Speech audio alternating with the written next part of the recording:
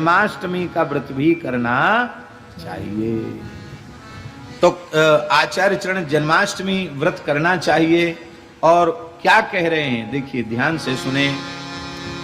जन्माष्टमी शास्त्र मुदा व्रतोत्सवम कृष्णार्चनम जागरणम महाफलम अनेक जन्मार्जित पाप नाशनम कृष्णस्य कीर्ते श्रवणं च कीर्तनम।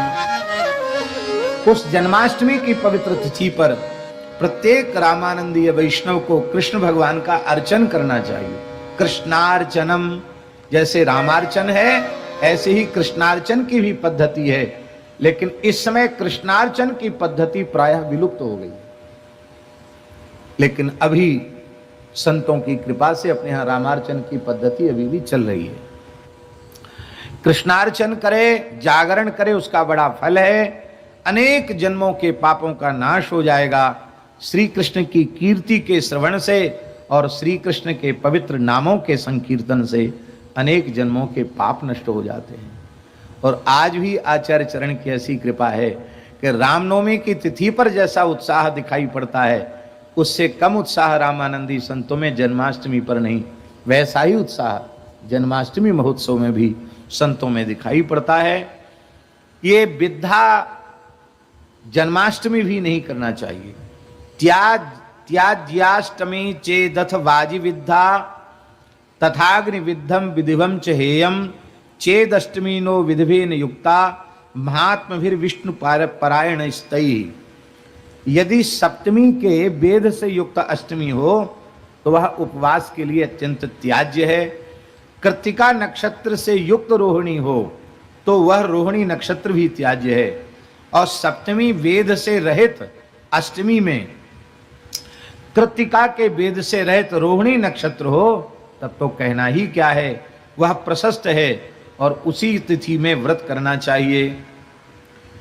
वैष्णव मताब्ज के अनुसार जन्माष्टमी निर्णय में सूर्योदय कालीन वेद ग्रहण किया जाता है और स्मार्त मत में जन्माष्टमी वेद मध्य रात्रि में माना जाता है। लेकिन श्री रामानंदाचार्य जी ने अरुणोदय के काल में, सूर्योदय के काल में वेद माना है। सूर्योदय के काल में यदि सप्तमी है और बाद में अष्टमी लग गई है तो वैष्णवों को व्रत नहीं करना चाहिए, आगे की तिथि में व्रत करे, लेकिन सप्तमी विद्या न करे। विद्या जयंती यदि सप्तमी युता शुद्धा तथा सा नवमी युता यदि याह रोहिणी बन्नी युता विद्धिका गेया च शुद्धा यदि सा परान्विता। कहते अष्टमी तिथि सप्तमी से युक्त होने पर विद्या कहलाती है और नवमी से युक्त होने पर वो शुद्धा कहलाती है। भले ही नवमी से युक्त हो जाए कोई बात नहीं, लेकिन शुद्धा करना चाहिए। रोहिणी नक्षत्र कृत्तिका से युक्त होने पर विद्ध कहलाता है और रोहिणी नक्षत्र मृगशिरा नक्षत्र से युक्त होने पर शुद्ध कहलाता है। ब्रह्मवैवर्त पुराण में भी लिखा है कि सप्तमी से संयुक्त अष्टमी का त्याग करना चाहिए। वर्जनीया प्रयत्न सप्तमी सहिताष्टमी। अष्टमी तिथि में रोहिणी नक्षत्र पड़ जाए तो वो विशेष महात्म्य की हो जाती है, इसलिए रोहिणी नक्षत्र का भी आदर करना चाहिए।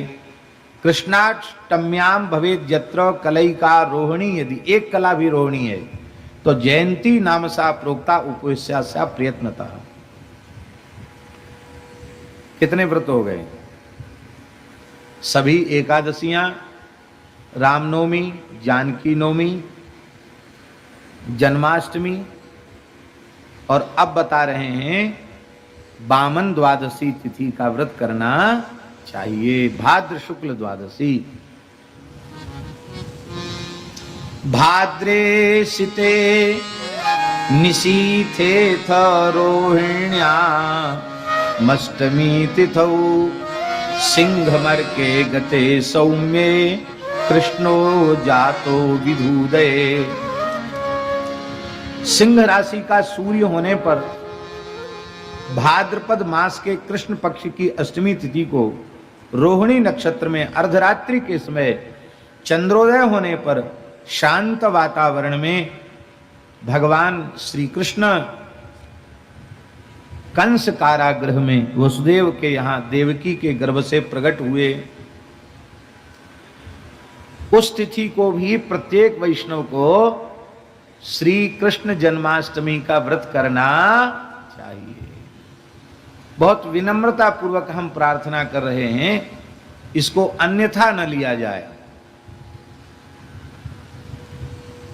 सभी संप्रदायों में अच्छी बातें महापुरुषों ने, आचार्यों ने बताई हैं, लेकिन हमारे मूल आचार्य चरण जगतगुरु श्रीमदाद्य रामानंद आचार्य भगवान ने जैसी उदारता प्रकट की है, वैसी उदारता अन्यत्र दिखाई नहीं पड़ती।